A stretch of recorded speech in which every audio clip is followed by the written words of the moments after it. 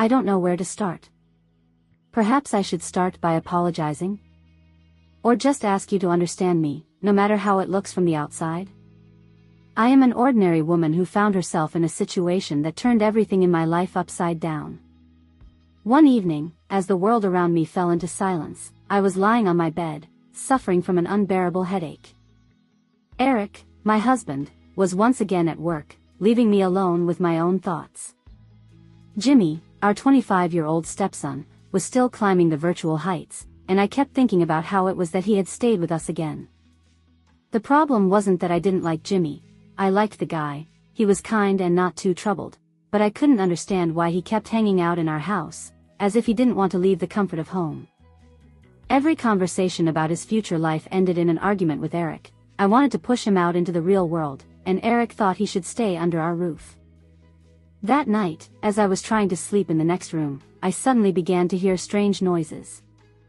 They were coming from where Jimmy was doing something of his own. At first I thought it was just the creaking of old furniture, but as I listened more closely, I noticed that it sounded more like sobs and moans.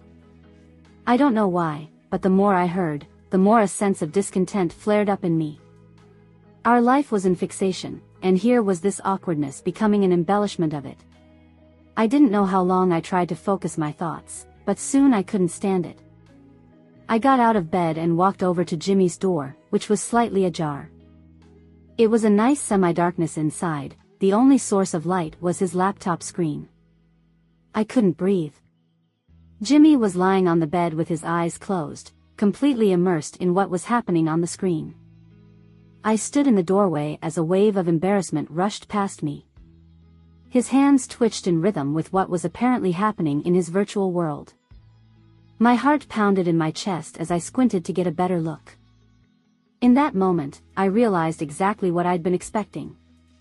His face was contorted with a strange look that was both confused and uplifted. Those moans. I felt the clothes on me clench in shame as I began to realize what was happening. It was as if someone had abruptly yanked me out of my usual worldview. I felt myself starting to panic, and abruptly walked back to my room, pressing my hands to my face as if I was trying to squeeze all the unspoken things into my hand.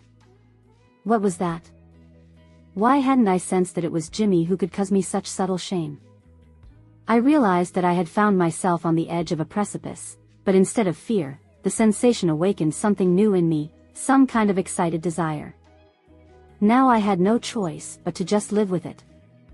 That night, when Eric came home, I knew he couldn't even suspect what had happened, but it created an invisible wall between us.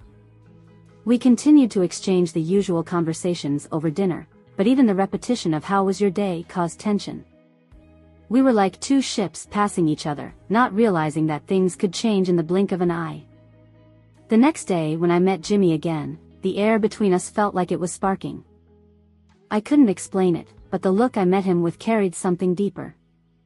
He tried to be indifferent, but his whole posture gave him away. My gaze met his, and that moment made me feel that each of us held something inside of us that couldn't be expressed. Seeing him involuntarily shift his eyes, a wave of tension came over us that only intensified with every word he said.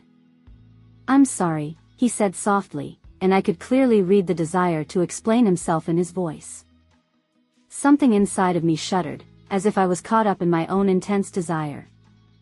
I felt each word he spoke tighten the metaphorical bridge between us, while I remained increasingly agitated. And the moment he finally looked me in the eye, I realized that maybe it was in that look that understanding lay. In that rush that connected us.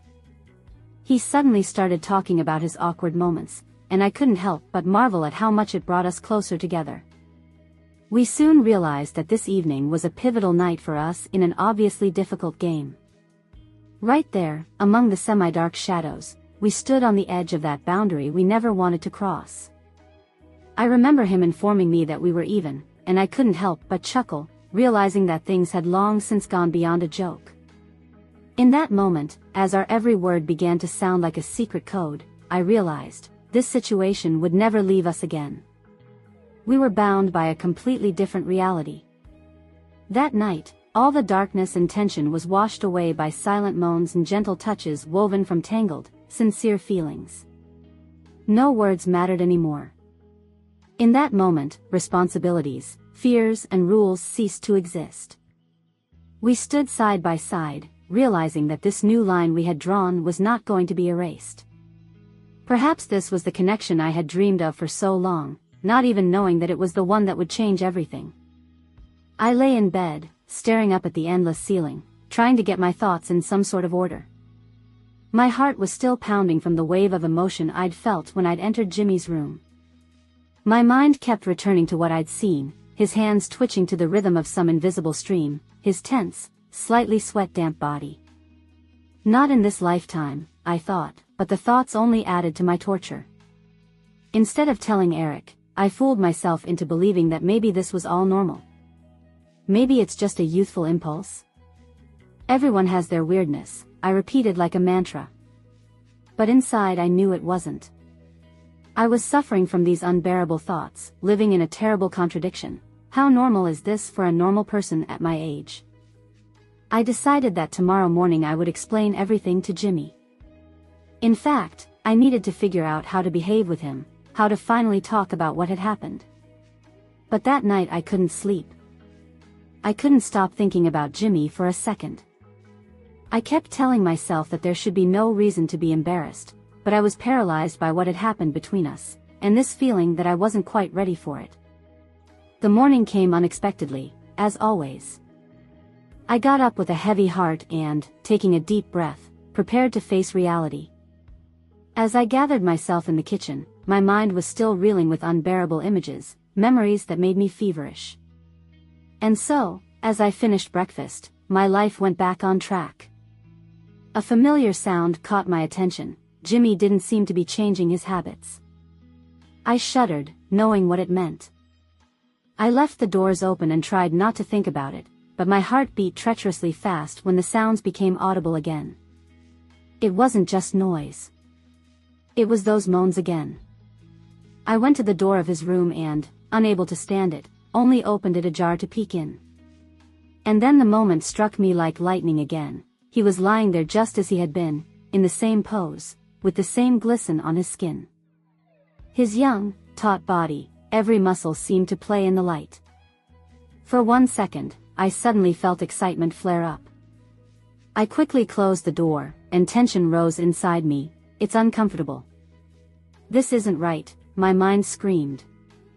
I went downstairs, trying to occupy myself with something, but all attempts to break free from the thrill of the moment brought no relief. I tried to concentrate on the cooking, but my actions were mechanical, my thoughts were restless, and my heart was still pounding more than ever. Just as I turned away, there was a slight rustle in the hallway. I turned around and saw him. Jimmy came down with his pants half down, barefoot, smiling appealingly. In that instant, the world around me was covered in a sheet of silence. His innocent smile made the disgusting embarrassment and involuntary arousal that had been burning me from the inside pierce my mind.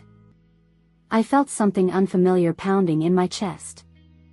Swallowing the gift of speech, I stood there as if I were an ice statue, unable to speak or speak.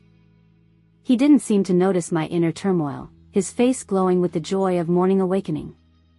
Something inside me crumpled, and I didn't know how to react to this explosion of emotions. I knew the situation was strange, and yet my heart sank as my gaze slid over him. I agonized over these feelings. There were too many to put into words or to imagine picking a single side. How do I do this?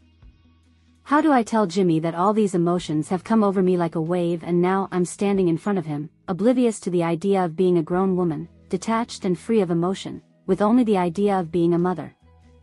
Darlene, are you there? He suddenly asked, and it smoothed out the stunned moment. I was once again stunned. This time I had to fight the rising excitement in my chest, the uncomplicated but still dangerous spark that was awakening something in me that shouldn't have been touched. I was still trying to force myself to turn to him, to look into his eyes and realize what had happened between us. But instead I just fucking swallowed. I didn't seem to have any more arguments against it. I was left in complete shock when Jimmy came so close that there wasn't a centimeter between us. At that moment, the world around us seemed to freeze, and only our hearts kept pounding like a drumbeat. I pressed my back against the cold metal of the refrigerator, feeling its rigidity, and at the same time all its heat overwhelmed the space between us. Jimmy's blue eyes glowed, they sparkled like skimpy jewelry under the bright lights. There was something playful about them, something appealing, something that made me want to keep looking at him. It was as if he were testing me, making me feel myself sinking into this abyss of temptation and uncertainty. I couldn't understand how we'd ended up here in this exciting moment that was like something confusing and yet incredibly beautiful. The physical closeness made my heart beat even faster, and my breathing became more and more frequent. We were silent, but there was so much more spoken in that silence than thousands of words. I could feel him moving closer, as if everything in the world was losing importance except the two of us. Jimmy leaned down and touched his lips to my neck. Goosebumps ran up and down my skin, and his touch felt like fire between our bodies. I couldn't help myself, it was so unexpected, yet tender and reverent at the same time. I could feel his breath tickling my skin, and I was sweetly confused by how much he was affecting me. "Darlene," he said softly, his voice sounding like music, enveloping me in warmth and tenderness. He looked up, and there was a look of understanding and desire in his eyes that needed no words. It was more than just physical attraction, it was a whole universe of emotions that we had suddenly discovered in each other. I felt him run his hand along the back of my neck, pulling me closer to him, and in that instant I realized that this feeling wasn't a given. I wasn't afraid anymore, because I knew now that something filled with passion had come between us. We froze in that embrace, and I closed my eyes, letting that feeling of inspiration sweep over me from head to toe. His lips barely touched my neck, and in that moment, a fire burned inside me. My wet eyes reflected feelings that I couldn't express, but that made my heart beat faster. What if this isn't normal? I whispered to myself, but that question vanished into thin air as I felt his proximity. He was here, with me, and nothing else mattered.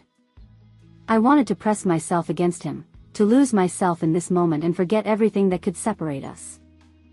I felt Jimmy gently lean even closer, and our lips were a few millimeters apart in a matter of seconds. "You don't have to be afraid of it," he whispered, his eyes burning with longing and reflecting a world that wanted to be ours. His words made me flinch. This shift in boundaries was what was pushing our worlds apart, and I knew I couldn't step back. And before I could think of anything else, he pulled me to him even tighter, and our lips met in a gentle yet irresistible kiss. It was like a lightning strike, an instant feeling that overwhelmed us both. I felt his warmth, his tenderness, his desire. It wasn't just a game, it was the real moment we'd both been waiting for. The first spark in our interaction flared up with a power that burned away all barriers, the usual norms and doubts. I pressed against him, wrapping my arms around him, snuggling into that warmth, letting the goosebumps stay on the bright path of discovery.